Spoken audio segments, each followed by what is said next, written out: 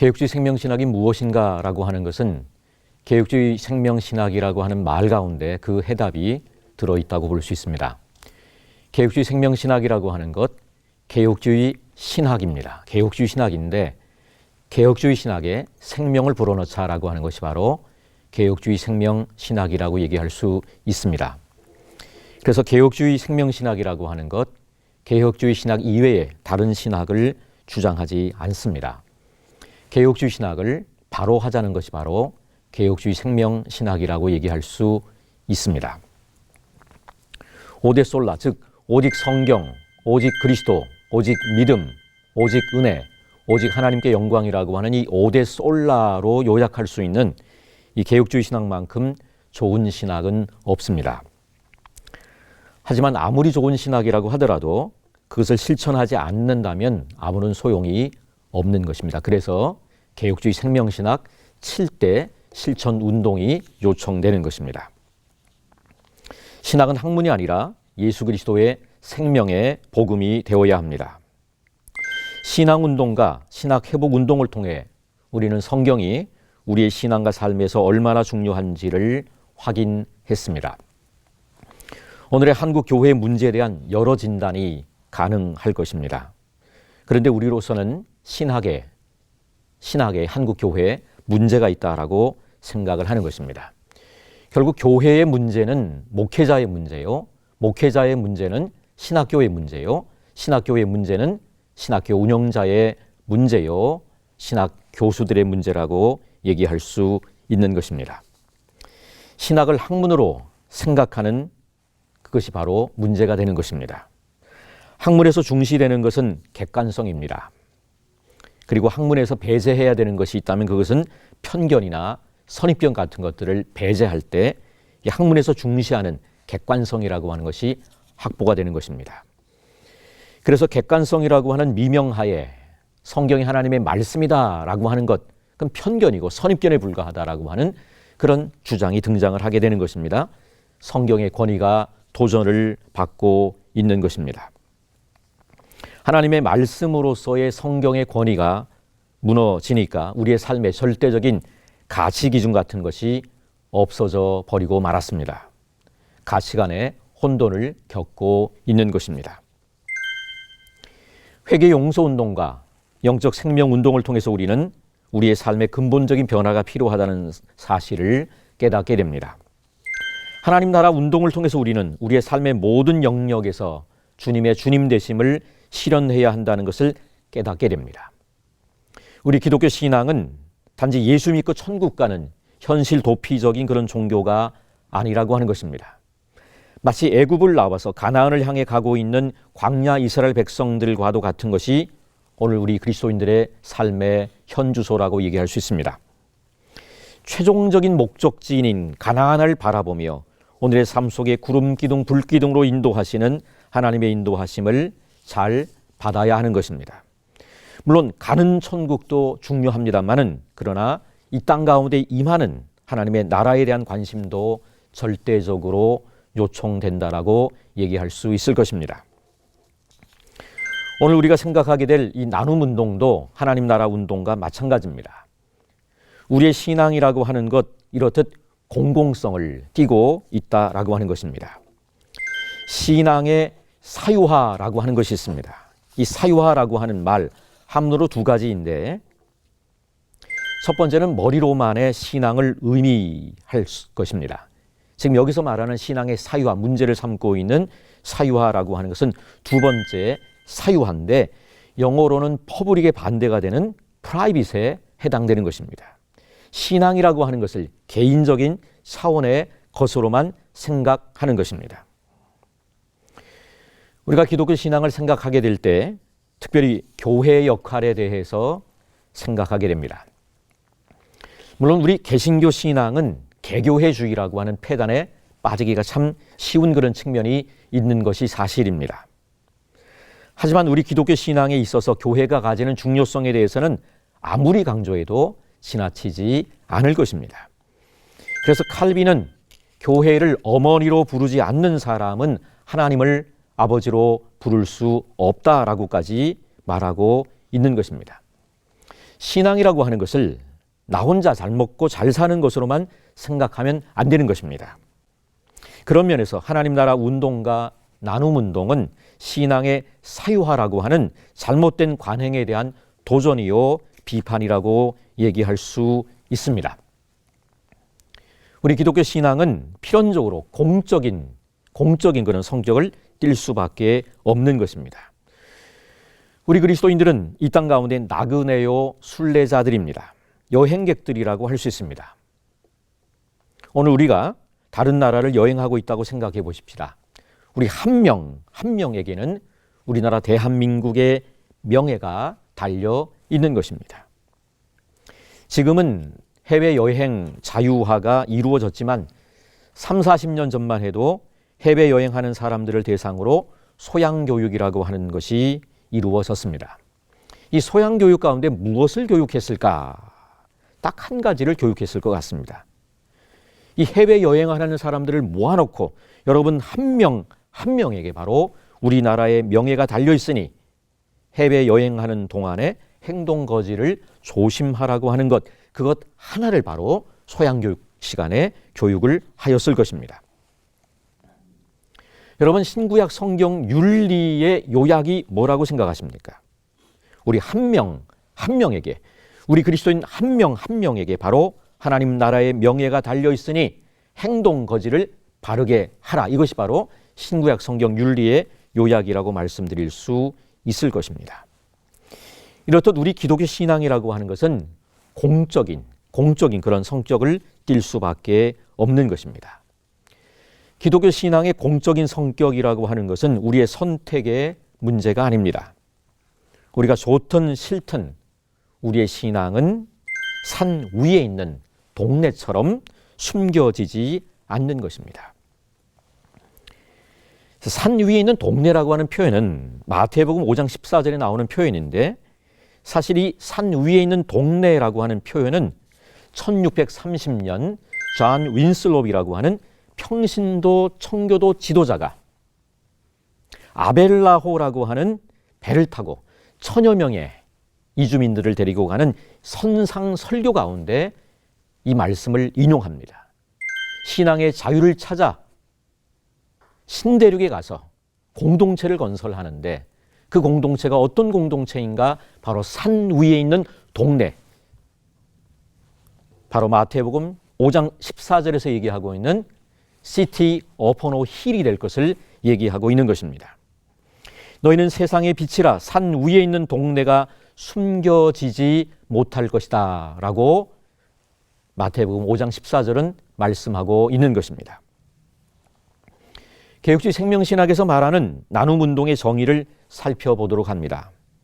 예수 그리스도께서 세상을 위하여 자신을 희생하신 것 같이 우리가 받은 모든 것을 세상과 이웃을 위하여 나누고 섬기는 나눔운동에 대해서 정의하고 있습니다. 어떤 면에서 이 나눔운동이라고 하는 것은 지금까지 살펴본 모든 운동의 필연적 귀결이라고 말씀드릴 수 있을 것입니다. 신앙운동, 신학회복운동, 회개용서운동, 영적 생명운동, 하나님 나라 운동을 통하여 우리는 결국 우리가 받은 모든 것을 세상과 이웃을 위하여 나누게 되는 것입니다. 이 나눔운동을 생각할 때 우리가 기억해야 할 것이 있다면 그것은 우리가 받은 것을 먼저 기억하는 것입니다. 예수 그리스도께서 세상을 위하여 자신을 희생하신 것 같이라고 되어 있습니다. 여러분 기독교 신앙의 핵심이 있다면 그것은 하나님께서 먼저 우리를 사랑하신다는 것입니다. 사랑은 여기 있으니 우리가 하나님을 사랑한 것이 아니요 하나님이 우리를 사랑하사 우리 죄를 속하기 위하여 화목제물로 그 아들을 보내셨음이라 말씀하고 있습니다. 우리가 하나님을 사랑한 것이 아니라 하나님이 먼저 우리를 사랑하시는 것, 그것이 바로 기독교 신앙의 핵심이라고 말씀드릴 수 있는 것입니다. 이어서 19절에도 보시면 우리가 사랑함은 그가 먼저 우리를 사랑하셨음이라 말씀하고 있습니다. 바로 기독교 신앙의 핵심이 바로 여기에 있는 것입니다. 어떤 면에서 모든 종교가 다 나름의 나눔을 강조합니다. 자비심을 이야기하기도 하고 구원의 조건으로 적극적인 구제를 요청하기도 합니다. 하지만 우리 기독교 신앙에서 말하는 나눔은 우리가 먼저 받았기 때문에 나누라는 것입니다. 마태복음 10장 8절에부터 보시면 예수님께서 12제자를 파송하시면서 이렇게 말씀하십니다. 병든 자를 고치며 죽은 자를 살리며 나병 환자를 깨끗하게 하며 귀신을 쫓아내되 너희가 거저 받았으니 거저 주라 말씀하십니다. 너희가 거저 받았으니 거저 주라는 것입니다. 우리 모두는 가난한 자들이었습니다. 이런 우리를 주님은 부요하게 하셨습니다. 고린도서 8장 9절에 보시면 우리 주 예수 그리스도의 은혜를 너희가 알거니와 부요하신 이로써 너희를 위하여 가난하게 되심은 그의 가난함으로 말미암아 너희를 부요하게 하려 하심이라 말씀하고 있습니다. 예수 그리스도께서 부요하신 그런 분이셨는데 우리를 위해 가난하게 되셨습니다. 그분의 가난함으로 우리는 부요한 자가 된 것입니다. 그러므로 우리는 이 받은 것을 나누어야 합니다. 무엇을 나누어야 할까? 결국은 영적인 축복을 나누어야 하고 아울러 물질적인 축복을 나누어야 합니다. 사도행전에 보시면 하나님의 은혜를 받아 자기의 가진 모든 것을 유무상통하는 원시 공산사회를 발견하게 됩니다. 사도행전 2장 43절부터 45절에 보시면 사람마다 두려워하는데 사도들로 말미암아 기사와 표적이 많이 나타나니 믿는 사람이 다 함께 있어 모든 물건을 서로 통용하고 또 재산과 소유를 팔아 각 사람의 필요를 따라 나눠주며 라고 말씀하고 있습니다. 또한 사도행전 4장 32절에도 보시면 믿는 무리가 한 마음과 한 뜻이 되어 모든 물건을 서로 통용하고 자기 재물을 조금이라도 자기 것이라 하는 사람이 하나도 없더라 말씀하고 있습니다. 자기 것을 조금도 자기 것이라 하지 않고 각 사람의 필요를 따라 나누어주는 사회, 얼마나 좋은 사회입니까? 이것을 외형적으로 따라해보려 했던 것이 바로 공산주의라고 생각할 수 있습니다. 가지고 있는 건 나누라는 것입니다. 가진 자들 자신의 가진 것들을 내놓으라는 것입니다. 그런데 가진 자들이 자신의 것을 내놓지를 않습니다. 그러니까 총칼이 동원되는 것입니다. 강제력이 동원되는 것입니다. 폭력이 여기에 개입되게 되는 것입니다. 필립 얀시라고 하는 분은 그래서 구소련의 74년 동안에 걸친 공산주의 실험에 대해서 그것은 바로 신학에 있어서의 실패다. 특별히 인간론에 있어서의 실패였다라고 이야기하고 있는 것입니다. 인간에 대해서 낙관론적인 견해를 가진 것입니다. 여러분, 사람에게 얼마가 있으면 사람들이 만족할까요? 1억 있으면 만족할까요? 아닙니다. 조금만 더 있었으면 좋겠다라고 생각할 것입니다. 그러면 5억 있으면 사람들은 만족합니까? 아닙니다. 조금만 더 있었으면 좋겠다라고 생각할 것입니다. 10억이 있어도 20억이 있어도 30억이 있어도 사람들은 조금만 더 요구하고 나올 것입니다. 이 사람의 욕심이라고 하는 것은 끝이 없는 것입니다. 그래서 우리가 만족하며 사는 비결은 더 많이 가지는 것과 함께 우리의 욕심의 크기를 줄이는 그런 훈련이 병행되어야 하는 것입니다. 초월적인 차원에서의 하나님으로부터 은혜를 받는 것 없이 나눔 운동을 강조하는 것은 우리에게 큰 부담으로 작용할 수 있습니다. 하나님으로부터 은혜 받은 것 없이 나누는 것을 실천해 봅니다. 안 됩니다. 종교는 아편이라고 생각하고 물질적인 것을 나누는 것만을 실천해 보려고 한 공산주의는 그래서 실패한 것입니다. 오늘 우리에게는 반대의 위험이 존재합니다. 하나님의 은혜를 받았다고 하면서 나누지 않는다면 그것은 받은 은혜를 도외시하는 것이요 하나님의 은혜를 배반하는 것입니다. 우리에게 주신 축복의 물줄기를 우리 안에 가두어두면 안 됩니다. 이 축복의 물줄기를 흘러가게 해야 되는 것입니다. 하나님이 주신 이 영적인 축복을 나누는 것, 그것은 선교와 전도를 통해서 표현될 것입니다. 짐 엘리엇은 휘튼 대학을 졸업하고 4명의 친구들과 함께 남미 에콰도르에 있는 아오카 부족에게 선교하러 갔다가 백인에 대해서 적대적인 원주민들에 의해서 모두가 죽임을 당하고 맙니다. 그런데 미국 언론은 이 무슨 불필요한 낭비인가라고 하며 이 사건을 대서특필하였다고 합니다. 그도 그럴 것이 장래가 촉망되는 젊은이들 5명이 한꺼번에 죽임을 당했으니 온 나라가 나서서 그런 반응을 보인 것을 우리는 이해할 수 있을 것입니다. 그때 짐 엘리엇의 부인인 엘리자벳은 이렇게 대답하였다라고 합니다. 짐 엘리엇이 남긴 일기에 나오는 한 글귀를 가지고 대답합니다. 영원한 것을 얻고자 하여 영원하지 않은 것을 버리는 자는 바보가 아니라고 하는 것입니다. 그리고 이 엘리자벳은, 짐 엘리엇의 부인인 엘리자벳은 2년 뒤에 어린 딸 발레리와 함께 자신의 남편을 죽인 아오카 부족을 찾아가 복음을 전하였고 그 부족을 주님께로 인도하였다고 합니다. 개혁주의 생명신학은 개혁주의 신학을 예수 그리스도의 생명으로 살리는 운동이라고 말씀드릴 수 있습니다. 생명은 살아서 움직입니다. 생명은 생명을 가져옵니다. 예수님의 생명을 소유한 자는 예수님의 삶을 사는 자이며 예수님의 사랑을 나누는 자입니다. 사랑이라고 하는 것은 나눔으로 나타나는 것입니다. 우리는 복음 전파를 통해서 모든 영적 축복을 이웃에게 나누어야 합니다. 로마서 1장 16절 17절에 보시면 내가 복음을 부끄러워하지 아니하노니 이 복음은 모든 믿는 자에게 구원을 주시는 하나님의 능력이 됨이라 말씀하고 있는 것입니다. 신학이라고 하는 것은 예수님의 생명을 풍성히 받아서 죽어가는 이 세상에 생명을 주는 것입니다. 신학의 목적이라고 하는 것, 그것은 전도를 통한 믿지 않은 사람들의 구원이 바로 신학의 목표라고 얘기할 수 있습니다. 하나님이 우리에게 찾아오셔서 말씀하시는 목적은 우리로 하여금 믿고 순종하여 구원에 이르게 하고 우리가 그것을 다른 사람에게 전하여 그 사람도 믿고 구원에 이르게 하는 것입니다. 그러므로 신학은 반드시 하나님의 말씀의 선포와 전도를 동반해야 합니다. 하나님께서 전도를 통하여 구원의 역사를 일으키시기 때문입니다. 개혁주의 생명신학은 하나님의 말씀으로 교회를 섬기는 신학이며 기도와 전도를 통해서 구원의 열매를 맺는 신학인 것입니다. 우리가 이웃과 함께 나누어야 할 가장 귀중한 것이 있다면 그것은 복음인 것입니다.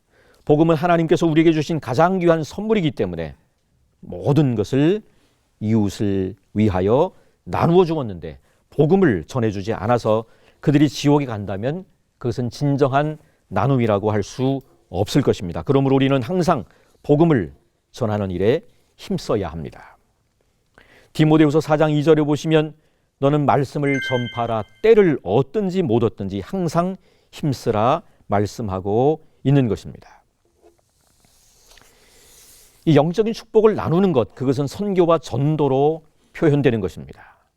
생명의 복음을 죽어가는 세상을 향해 전해야 합니다. 나누어야 하는 것입니다. 하지만 우리의 나눔은 단지 영적인 축복에만 머물러 있어서는 안 됩니다. 우리는 구원의 복된 소식뿐만 아니라 하나님께서 허락해 주신 모든 좋은 것들을 함께 나누는 자들이 되어야 합니다. 성경이 말씀하는 가장 큰 계명은 하나님을 사랑하고 이웃을 사랑하라고 하는 것입니다. 우리는 그 뜻을 받들어 선교와 전도뿐만 아니라 구제와 봉사활동에 적극 동참해야 합니다. 그것이 개혁주의 생명신학이 지향하는 나눔 운동이 될 것입니다. 백석학원은 세상을 바꾸는 것은 지식이 아니라 예수님의 사랑이다라고 외치고 있습니다. 그리고 그 사랑을 실천하는 나눔 운동을 여러 가지로 전개하고 있습니다. 한 3가지 정도를 말씀드리기를 원합니다. 첫째는 모든 백석인이 함께하는 나눔 운동입니다. 백석대학교는 2012년에 3,006명이 참가하여 세계에서 가장 큰 인간 핏방울을 만드는 기네스 신기록을 세웠을 뿐 아니라 매년 열리는 사랑 나눔 대축제 기간에 헌혈 운동을 활발하게 전개하고 있습니다. 2014년에는 단일 기간 하루 최대 헌혈 기네스 기록을 세우기도 했습니다. 두 번째 백석학원에서 시행하고 있는 이 나눔 운동은 사회봉사센터를 통한 나눔 운동인 것입니다.